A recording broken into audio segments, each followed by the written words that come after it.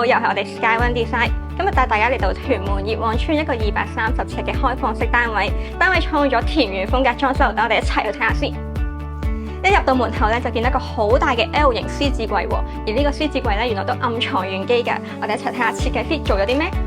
喺櫃筒拉出嚟，可以見到一張多功能飯台同埋茶几。多功能飯台仲可以打開變張大餐台，放埋張麻雀板上去咧，湊齊腳仲可以打麻雀添。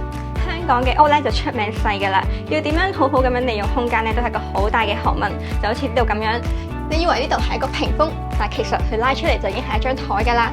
中間仲可以擺衫，成為一個半身嘅衣櫃添。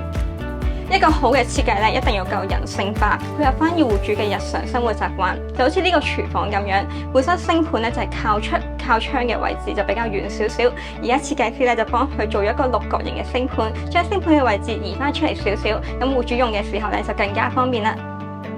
俾個小貼士大家先，所有嵌入式嘅電器，例如電磁爐或者抽油煙機，大家可以喺裝修嘅時候咧俾 size 我哋，咁我哋就可以幫你預留空間，做一個隱藏式嘅設計，就好似咁樣啦。